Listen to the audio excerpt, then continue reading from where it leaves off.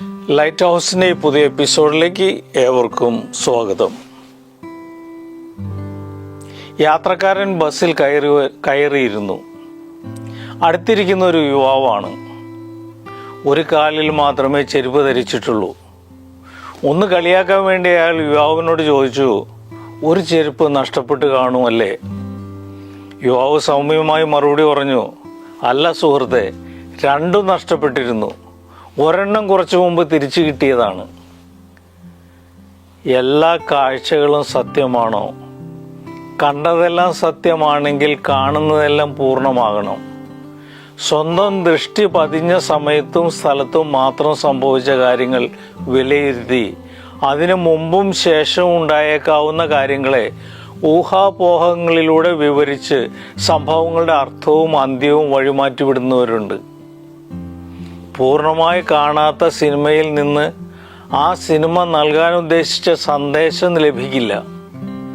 പാതി കണ്ടവരും തുടക്കമോ ഒടുക്കമോ കണ്ട് അവസാനിപ്പിച്ചവരും ചേർന്ന് കഥ പറയാൻ തുടങ്ങിയാൽ അപൂർണവും അർത്ഥശൂന്യവുമായ ഒട്ടേറെ കഥകൾ രൂപം കൊള്ളും. ഇഷ്ടമുള്ളത് മാത്രം കാണുമ്പോഴും വേണ്ടതിലേക്ക് മാത്രം ദൃഷ്ടി പായിക്കുമ്പോഴും കാഴ്ചകൾ അപൂർണവും ദുരുദ്ദേശപരവുമാകാം.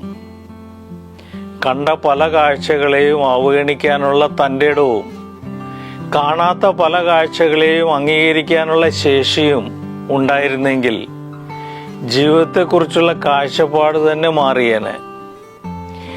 ചെരുപ്പുകളിൽ ഒന്ന് നിലവിലില്ല എന്നതിൻ്റെ അർത്ഥം ഒന്ന് നഷ്ടപ്പെട്ടുവെന്നോ നഷ്ടപ്പെട്ടതിൽ ഒന്നിനെ കണ്ടെത്തിയെന്നോ ഒന്നിനു വേണ്ടിയുള്ള അന്വേഷണം തുടരുകയാണെന്നോ ആവാം. ഇണകളിൽ ഒന്നിനു കേടുപാട് വരുമ്പോൾ മറ്റേതിനെയും കൂടി ഉപേക്ഷിക്കുകയാണ് നല്ലത് എന്ന സാമാന്യ ചിന്തയിൽ നിന്ന് മാറി സഞ്ചരിച്ചാൽ മറ്റുള്ളവരെ ബഹുമാനിക്കാനും അവരുടെ വ്യത്യസ്തമായ ജീവിതത്തെ ആദരവോടെ കാണാനും പഠിക്കും.